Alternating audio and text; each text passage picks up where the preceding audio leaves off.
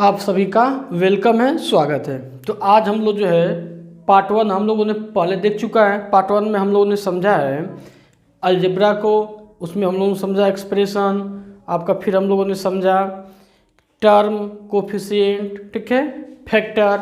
आज हम लोग जो है उसी कॉन्सेप्ट जो हम लोगों ने कॉन्सेप्ट सीखा था, उसी कॉन्सेप्ट को हम लोग क्या करेंगे, अब जो है उसको हम लोग क्या करेंगे, उसी कॉन्सेप्ट को हम लोग जो है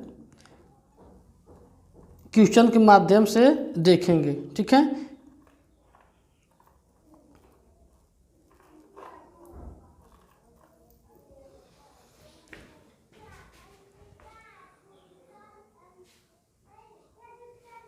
चलिए, तो यहाँ पे दिया हुआ है, पढ़िए इसको। Identify the terms and there coefficients for the following expression. करे जो भी आपका व्यंजक दिया हुआ है, ठीक है, ये जो भी आपका एक्सप्रेशन दिया हुआ है, इस एक्सप्रेशन को देखिए और इसमें से हमें आइडेंटिफाई करना है कोफिशिएंट टर्म, ठीक है, सिंपल सी है। तो पहला यहाँ पे हम लोग देखते हैं नंबर 1 ए वाला, ठीक है, इसको हम हल करते हैं, ठीक है। देखिए कैसे, यहाँ पे आपका है कि 5x वाई जेड का स्क्वायर माइनस 3ZY इस टाइप का दिया हुआ है। इसमें आपका दो टर्म है। मैं आपको बताया था कि जब कभी भी टर्म प्लस माइनस के द्वारा जुड़े होते हैं उनको हम बोलते हैं अलजेब्रिक एक्सप्रेशन। तो यहाँ पे दो टर्म है, जैसे यहाँ पे 5x वाई जेड का स्क्वायर आपका हो गया फर्स्ट टर्म, ठीक है, यह हुआ आपका फर्स्ट टर्म। और सेकेंड टर्म क्या है, -3ZY, ये हुआ सेकेंड टर्म, ठीक है। अभी हम लोगों ने क्या देखा, एक टर्म है, क्या है, टर्म, ठीक है। और ये भी क्या है, आपका टर्म है, ठीक है। अब इसमें हमें देखना है, टर्म तो हो गया, अब हमें बताना कोफिशिएंट, ठीक है। तो यहाँ पे कोफिशिएंट पूछ रहा है कि वेरिएबल यानी चर का कोफिशिएंट बताइए। तो यहाँ पे x y z स्क्वायर, ठीक है, इसका कोफिशिएंट क्या हो जाएगा, इसका हो जाएगा 5, इसका कोफिशिएंट हो जाएगा 5, ठीक है। यहाँ पे आते हैं, तो यहाँ पे ZY का कोफिशिएंट पूछ रहा है, ठीक है। तो ZY का कोफिशिएंट हो जाएगा -3, ठीक है। याद रखिए ये आपका क्या है, कोफिशिएंट है, ठीक है,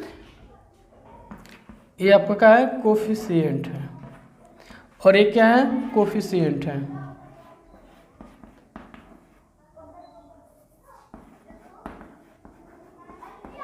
ठीक है।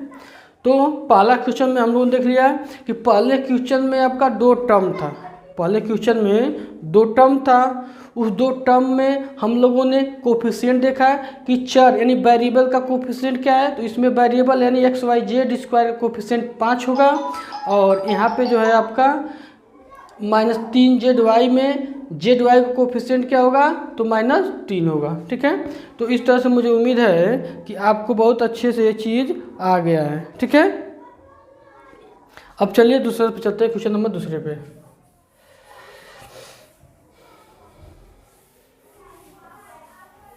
क्वेश्चन नंबर सेकेंड देखिए, बी वाला, ठीक है। यहाँ पे दिया हुआ है 1 + x स्क्वायर, ठीक है। इसमें हमें बताना है पहले टर्म, क्या बताना है, टर्म, ठीक है। तो कितने टर्म होंगे, आपका फर्स्ट में आपका 1 मिला, ठीक है, सेकेंड टर्म में आपका x मिला, और थर्ड टर्म में आपका जो है x स्क्वायर मिला, ठीक है। अब इसको एक चीज़ें देखिए, अब टर्म हो गया, अब हमको देखना है कोफिशिएंट, ठीक है। तो कोफिशिएंट में जो है हम देखते हैं कोफिशिएंट, ठीक है। तो कोफिशिएंट में आपका इस 1 का कोफिशिएंट तो 1 होगा, पहले में इस 1 का कोफिशिएंट तो 1 होगा, फर्स्ट में 1 हुआ। जब सेकेंड पे आए, ठीक है, तो सेकेंड में x है, और x का कोफिशिएंट क्या होगा, 1 होगा, ठीक है। थर्ड में आइए, तो यहाँ पे थर्ड लिखा हुआ है एक्स स्क्वायर, तो एक्स स्क्वायर का कोफिशिएंट भी क्या होगा 1 होगा। ठीक है, कैसे होगा पार्ट 1 में हम लोगों ने सीखा है।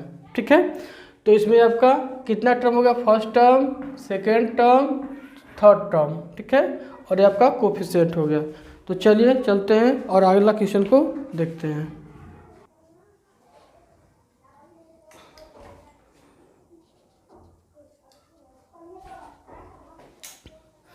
तो क्वेश्चन नंबर सी पे चलते हैं। ठीक है, आ जाइए सी पे। यहाँ लिखा हुआ है सी वाला है 3x²। ठीक है, तो इसमें टर्म यानी टर्म जो होता है इसमें एक ही टर्म है, फर्स्ट टर्म 3x², एक ही टर्म मिला। ठीक है, और इसका हमें बताना है कोफिशिएंट। क्या बताना है, कोफिशिएंट। ठीक है, तो इसका कोफिशिएंट कितना हो जाएगा, चर यानी वेरिएबल का कोफिशिएंट क्या हुआ 3 हो गया। ठीक है, और आप जानते हैं कोफिशिएंट क्या होता है, जिसका पूछा जाता है उसके बगल वाला। तो यहाँ पे कोफिशिएंट पूछ रहा है तो कोफिशिएंट हमेशा किसका होता है, चर का होता है। ठीक है, यानी वेरिएबल का। तो क्या हो गया 3 हो गया। ठीक है, अब आइए क्वेश्चन नंबर डी पे। ठीक है, क्वेश्चन नंबर डी भी दिया हुआ है 7y। ठीक है, तो इसमें 7y में टर्म कितना है, तो एक ही टर्म है। ठीक है, एक ही टर्म है, वो है 7y।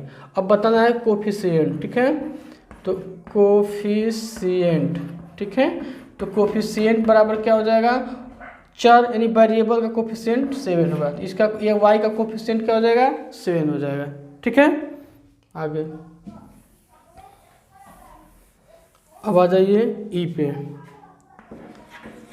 दिया हुआ है कि -3x² इसमें बताना है कितना टर्म है, तो इसमें सिर्फ एक ही टर्म है। ठीक है, इसमें सिर्फ जो है एक ही टर्म है और वो है -3x² y का स्क्वायर। ठीक है, अब बताना है हमको कोफिशिएंट। ठीक है, तो कोफिशिएंट क्या होता है, कोफिशिएंट क्या होता है, जो चर होता है, जैसे x² y² चर है। ठीक है, वेरिएबल है, तो x² y² चर है, तो इसका कोफिशिएंट क्या होगा -3 होगा।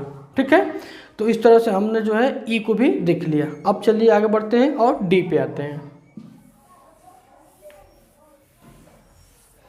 देखिए D, question number D 12a²b। ठीक है, 12a²b, तो हमें इसका क्या बताना है, टर्म। तो इसमें भी एक ही टर्म है, एक ही पद है। ठीक है, एक ही टर्म है, वो है 12a²b। ठीक है, अब कोफिशिएंट,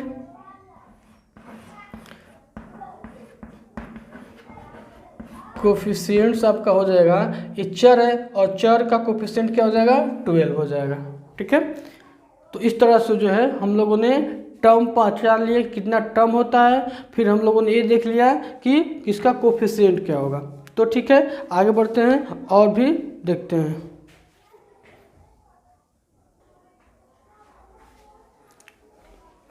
चलिए, तो अगला क्वेश्चन आपके सामने है, state the factor of each of the following terms. ये जो टर्म दिए गए हैं इनका हमें क्या करना है, फैक्टर बताना है। ठीक है, तो इनको भी हम एक एक करके हल करते हैं। देखिए कैसे, हम लोगों ने स्टार्टिंग में जब हम अलजेब्रा स्टार्ट किए थे तो उसमें मैं बताया था फैक्टर क्या होता है। ठीक है, तो पहला यहाँ पे देखते हैं, पहला दिया हुआ है कि -2x² y, इसका हमें फैक्टर करना है। ठीक है, इसका हमें क्या करना है, फैक्टर करना है। तो फैक्टर कैसे होता है, -2 हो गया, इसको कर लीजिए, x² है, इसको x गुणे x कर लें क्योंकि 2 बार लिखा गया है, और y हो गया। ठीक है, यह कहलाता है फैक्टर। ठीक है, यह आपको क्या कहलाता है, फैक्टर।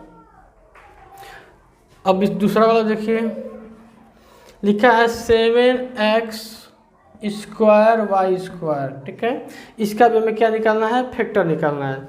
तो इसको कैसे निकालेंगे, देख लीजिए, फैक्टर। ठीक है, तो आपका 7 हो जाएगा, x² यानी x का 2 बार गुणा किया है तो x गुणे x हो गया, y का भी 2 बार गुणा किया है तो y गुणे y हो गया, यह होगा इसका फैक्टर। ठीक है, तीसरा है -x, तो -1 का अगर हम फैक्टर करते हैं फैक्टर, ठीक है, तो यह हो जाएगा -1, यहाँ पे -x गुणे 1 कर देंगे, ठीक है। ये आपका इसका फैक्टर हो गया। चलिए, हमको उम्मीद है कि आपको 1 समझ में आ गया, 2, 3 तीनों समझ में आ गया। अब आते हैं 4 पे।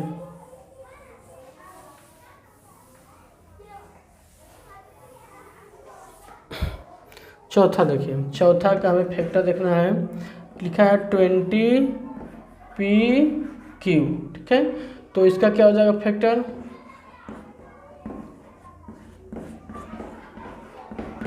20 को हम लिखेंगे आपका ऐसे 2 2 5, ठीक है। 2 दूना के 4 पच्चे 20 हो गया, और ये हो गया p, और फिर हो गया आपका q। ये हुआ इसका फैक्टर, ठीक है। तो मुझे उम्मीद है कि आपको फैक्टर समझ में आया होगा। तो चलिए आगे बढ़ते हैं और अगले क्वेश्चन को देखते हैं। चलिए, तो हमको देखना है, अगला क्वेश्चन है identify like term in each of the following. कह रहा है जो भी क्वेश्चन दिया हुआ है इसमें हमें लाइक टर्म बताना है, ठीक है। तो ये जो पहला दिया हुआ है, पहले में हम लाइक टर्म को देखते हैं, ठीक है, कि लाइक टर्म। और आप पढ़ चुके हैं कि लाइक टर्म क्या होता है, जो एक जात का होता है, एक जैसा दिखता है, वो लाइक टर्म होता है, ठीक है। तो पहले वाले में देखते हैं ba² 8ab a² 9a, ठीक है। इसमें कौन कौन सा मैच कर रहा है, कौन कौन सा लाइक टर्म है, ठीक है। तो इस पहले वाले को देखें तो ये ba², ठीक है। इसको हम सीधा अगर करते हैं, इसको एक बार लिख लेते हैं यहाँ पे, ba² 8ab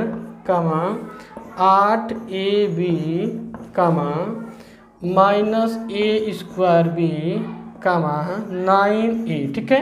तो इसको हम क्या कहते हैं, पहले सीधा कर लेते हैं, क्योंकि अल्फ़ाबेट में ए के बाद बी आता है, न कि बी के बाद ए। तो इसको हम लिख देंगे a² b, ठीक है। और ये वाला आपका 8ab, ठीक है। और यहाँ पे आपका लिख देते हैं -a² b a भी ठीक है।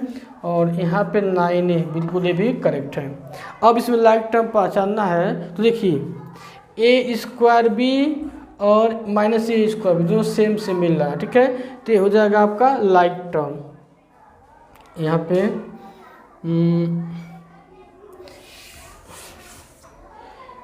ये आपका क्वेश्चन है, लाइक टर्म में आप करते हैं लाइक टर्म, ठीक है। तो लाइक टर्म बराबर लेंगे तो जो एक जैसा दिखेगा, जैसे a² b और आपका -a² b, दोनों एक जैसा दिख रहा है। देखिए a² b ये लाइक टर्म हो जाएगा, ठीक है। और कोई नहीं है, ठीक है। इसमें देखिए सेम ए मिल रहा था, तो ये आपका हो गया लाइक टर्म, ठीक है। अब आते हैं दूसरे पे, क्वेश्चन नंबर 2 पे। क्वेश्चन नंबर 2 देखिए, क्वेश्चन नंबर 2 यहाँ पे है, ठीक है। इसको हम लोग सॉल्व करते हैं।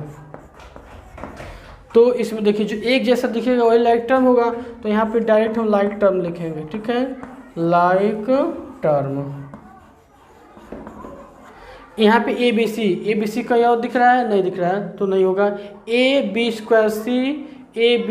C मिल गया, यानी देखिए AB² यहाँ पे मिल गया, और 9A² BC यहाँ पे मिल गया, 9AB² ठीक है, आपको मिल गया। यहाँ पे ABC का स्क्वायर का दिख रहा, नहीं दिख रहा है, A² BC दिख रहा है, और कोई दिख रहा, नहीं दिख रहा है। यानी कि लाइक टर्म में सिर्फ हमें 2 ही मिले, ठीक है, लाइक टर्म में हमें सिर्फ 2 मिले, ठीक है।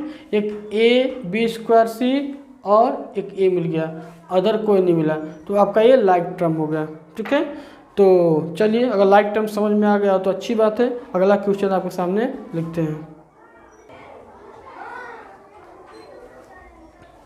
चलिए, तो अब हम लोग आते हैं, अगला क्वेश्चन क्या है, स्पेसिफाई द टाइप। मतलब हमें पहचानना है कि मोनोमियल है, बाइनोमियल है, यानी कि ट्रिनोमियल है। Of each of the following expression. कर जो भी यहाँ पे एक्सप्रेशन लिखा गया है उस एक्सप्रेशन को आप देखिए और एक्सप्रेशन को देखने के बाद आइडेंटिफाई करिए कि मोनोमियल है, बाइनोमियल है, ट्रिनोमियल है। ठीक है, तो आप ये चीज़ समझिए कि अगर आपको अलजेब्रा समझना है, इन सवालों को समझना है, तो सबसे पहले आपको देखना होगा पार्ट 1। ठीक है, तो पार्ट 1 को जरूर देखिएगा, तब पार्ट 2 आपको समझ में आएगा। तो चलिए आते हैं और इसको देखते हैं। ठीक है, देखिए यहाँ पे मैं अभी हम लोगों ने जस्ट पढ़ा था टर्म, अभी हम लोगों ने इसके जस्ट पहले हम लोगों ने क्या पढ़ा था, टर्म। ठीक है, टर्म मतलब अभी इसको एक बार मैं फिर टर्म को समझा देता हूँ। टर्म मीन्स होता है, टर्म मीन्स हिंदी में कहते हैं पद। जैसे अगर मैं लिख देता हूँ 2x, ठीक है, तो यह एक पद हुआ।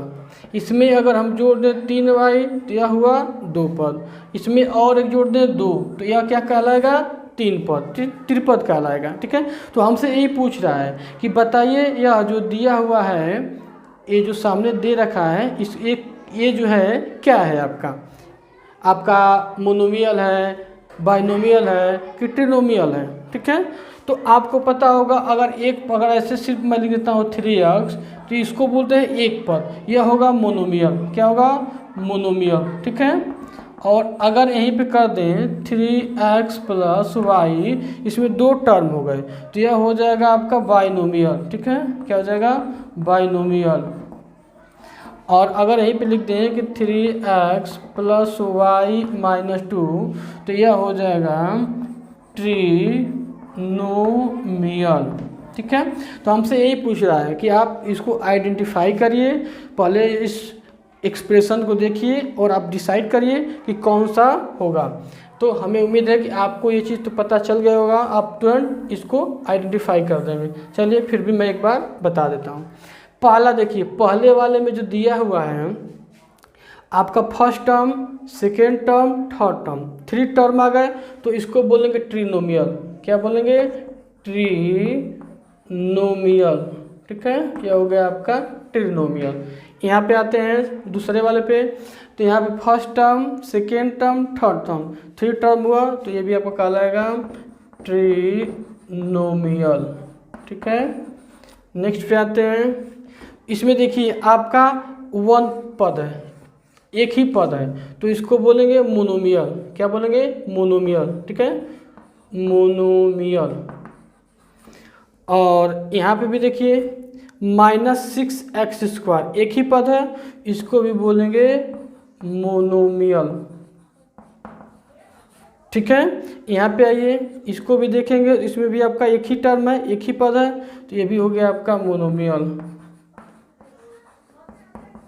ठीक है, और इस वाले को देखिए, इसमें क्या है आपका first term, second term, third term, 3 जब टर्म आते हैं उसको क्या बोलते हैं, ट्रिनोमियल। ठीक है, तो इस तरह से जो है अलजेब्रिक एक्सप्रेशन को हम लोगों ने देखा। अगर आप पार्ट 1 देखते हैं, पार्ट 2 देखते हैं तो आपको अच्छे से समझ में आएगा। Okay, thanks watching this video.